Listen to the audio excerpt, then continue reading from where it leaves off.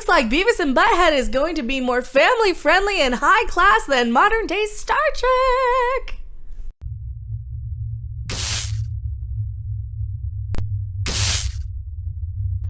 Hello everyone, I am off-camera Mecca today, and we're going to be talking about this live at some point. This, I had to stop everything and make a video on. Beavis and Butt-head, as you know, is one of my favorite shows. Sorry I'm off-camera. Trust me, you don't want to see me just rolling out of bed. Here we go. Wooch! Beavis and Butt-head. Mike Judge explains why. Beavis and Butt-head, the new series, the one that's coming soon, and we get a whole full episode preview of. Isn't that exciting? Cool. That's so awesome. We get a full episode, exciting, awesome preview of this. There's a new one going around where Beavis talks to fire. Hello, Beavis. And it's great, and it's hilarious. So, Mike Judge, creator of Beavis and or Butt-head himself, says why they will not drop F-bombs in the new series, and he reveals secret message put in the original show. Was it stay in school and obey your parents? Or enough is enough? Because as we know, I pull all of the backwards speaking from the Stone Roses video, which is out there somewhere floating around, and you can play it front ways or back ways. Fun is funny. Enough is enough. If you have modern technology, which is awesome, and we use the technology we had at the time. Let's talk about this. Oh, also, neener, Star Trek. Hey, guess what? And yes, I tagged all the Star Trek people except for the guy from Lower Decks, because you know how we feel about Lower Decks. So here we go. Wooch!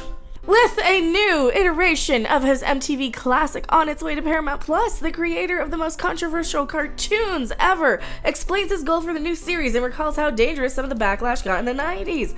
Remember when people were so mad? He had to put warning labels on everything. They had to take episodes down, because they were afraid kids were going to imitate what they saw on TV. And to that, his response was, oh yeah, let's have Beavis and Butt-head imitate flying a kite like Ben Franklin would have. Get the kite, Beavis. Cool.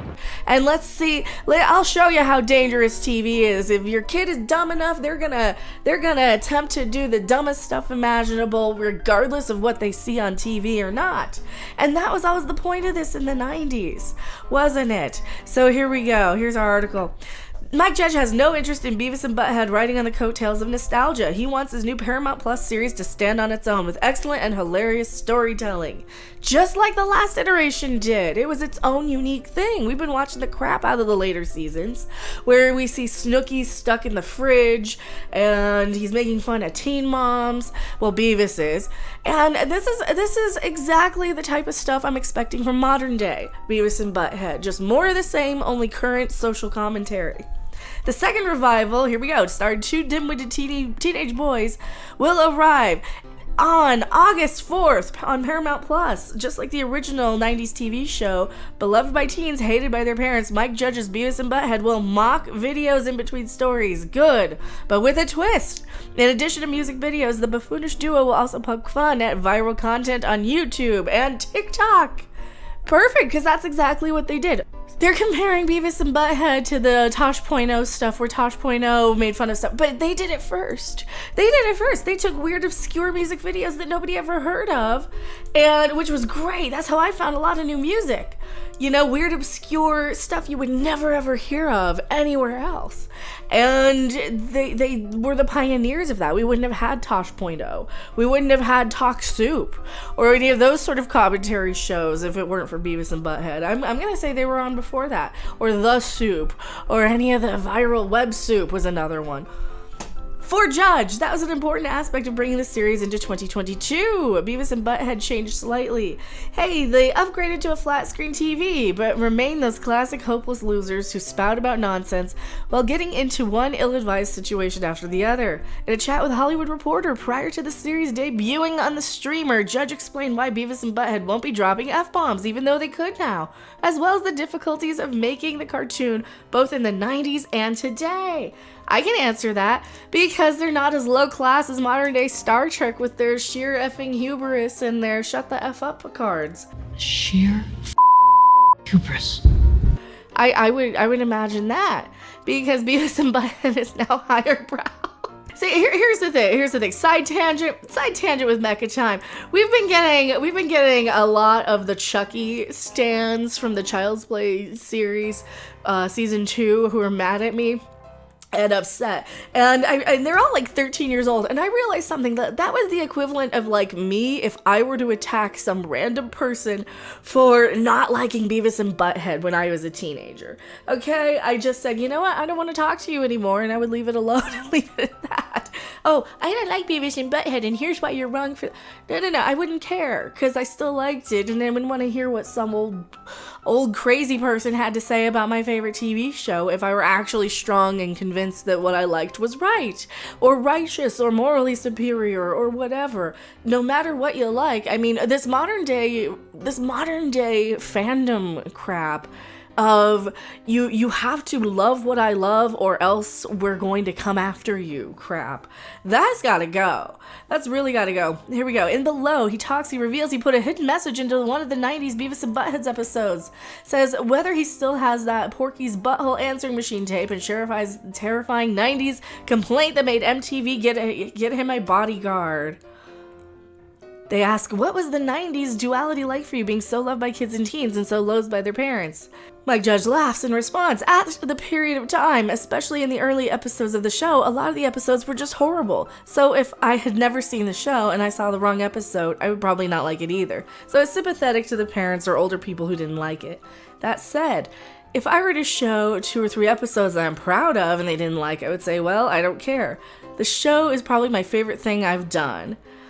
What always threw me about all of that was that I was on paid cable. You had to be responsible and pay your bill and have it installed. And then to act like you have no power in turning it off from your kids. That just doesn't make a lot of sense. Well, they don't know how to parent. They didn't know how to parent in the 90s. That's why we have 2 generations out of parents who think it's perfectly acceptable to take their kids wherever the adults go. And who are we to tell them otherwise? I mean, let's watch the world collapse and have fun and roast marshmallows on the corpses of humanity at this point. And we're gonna laugh and point out, hey, you can see the thingies on like Beavis and Butt-head would, right? I order you to undress and show me your thingies. What was your biggest challenge during the 90s series? And what was going to be your biggest challenge now with the new iteration of the show? In the 90s, I had never done a show. I didn't know anyone who ever did a TV show. I was making these animated shorts by myself in my house and suddenly had a TV show. And then on the other side of that, MTV basically had never done a show. Definitely never done an animated show. They didn't know what they were doing, and then they hired an animation studio that didn't know what they were doing. It was just a train wreck. Then ultimately, all the controversy and defending it.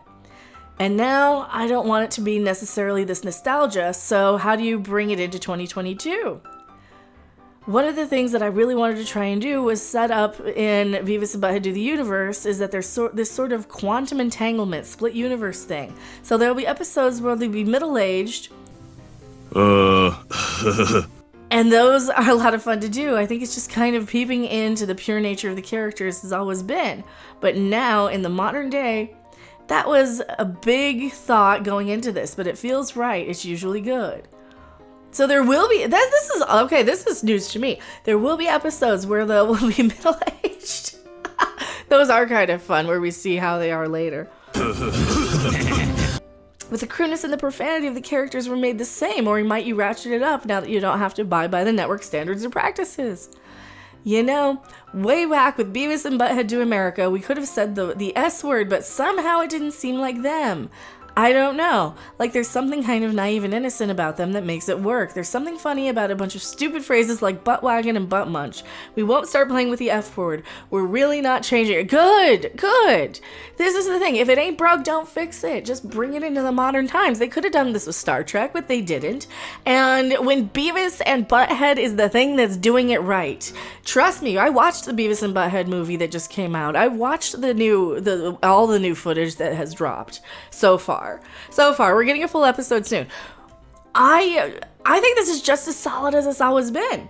Whoa, I never realized this stuff. Now that so many years have passed and your children have grown and how your views on these characters changed, such as, wouldn't it be nice if maybe they weren't such buffoons? And he laughs. I was already pushing 30 when my first short had aired on MTV, so I was already old. I already had a kid. For me, what changed a little bit was when the characters became really popular and mainstream was. They were just supposed to be horrible, horrific little monsters, and sort of like, wow, we're doing 100 episodes, so we have to find some side of them that is likable. Which was usually just finding some way to feel sorry for them. I like keeping them pretty much close to where they were at first, but they did get a little smarter over the years. They got a little smarter watching videos than maybe they should be. Is that smartness, or is that wisdom, or is that just being smartasses? I love the 2 episodes I was able to screen, especially when Beavis talks to the dumpster fire and makes him do positive deeds. I could not help but wonder, is this Mike somehow atoning for those kids in the 90s who allegedly got into trouble with fire and parents being blaming the show? That we remember. They blamed the show for the episode where they blew up Stuart's kitchen or something. There might be some subconscious thing going on there. Somebody was pitching doing a musical episode, and I was like, South Park has done that better than anybody ever. One of the ideas is that Fire would be a character. Then Lou Morton and I just started kicking around the idea that Fire is not telling him to do anything bad. It was so fun to write. Actually, back in the 90s, there was still that lingering thing from the late 80s about how metal albums were accused of putting backwards messages. And I actually had a couple of cases, there you go.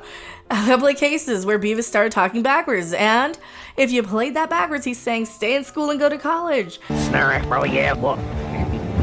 Oh, snitch, stay in school. Obey your parents. I knew if I put them in talking backwards, somebody's going to go in after the show, and that's what they discovered. He also says enough is enough. And hey, how's it going? Oh, you're fine. Hey, how's it going? There's another one. That's amazing. The other moment in the new episode that had me rolling was Beavis being a BTS fan. Is the band a guilty pleasure of yours, or how did that happen? Beavis likes butts. That's probably why. Because we have a thing. Here, we need Rob off camera for this one. That's amazing. The other moment is the new episode had me rolling was Beavis being a BTS fan. Is the band a guilty pleasure of yours, or how did that happen? Yeah. I'm a huge fan of butts. Yeah. I love butts. Yeah. Yeah, butts are cool. BTS is a guilty pleasure, but maybe not even that guilty. I like them. They have pretty mainstream tastes. I think that's because I used to be a musician. People think I'm going to be a music snob. I'm not like that at all. I like a lot of very sugary pop music. We did a little bit of that with Bon Jovi in the 90s. Beavis is liking them more than he should. I think it's because if you abbreviate it, it goes to butts, though. Yeah, butts are cool. So with Tosh.0, this just goes on and on and on. If you want to read this whole entire thing, definitely do. But I think that this is just going to be so fun and so awesome. And I think that this is going to be just as good as it's always been. From what I've seen, it already is. If you want to keep reading this, definitely go on. It's really nothing that much more relevant if you want a little bit more backstory, a little bit more. I am Becca off camera. Watch the new Beavis and Butt-head, for crying out loud. It's absolutely amazing, and it's going to be more highbrow than Star Trek. If you want something highbrow social commentary without all the filth, without all the gore, without all the F-bombs, watch Beavis and Butt-head. It'll get the job done. I will see you guys. And without the politics. Oh, nobody wants politics anymore. See you guys on the next video, live stream, or wherever. Bye! Thanks for watching. If you liked it, make sure to hit that like button. And if you want to see more, don't forget to subscribe. See you in the next video. Bye! Yeah, you've really opened up my eyes.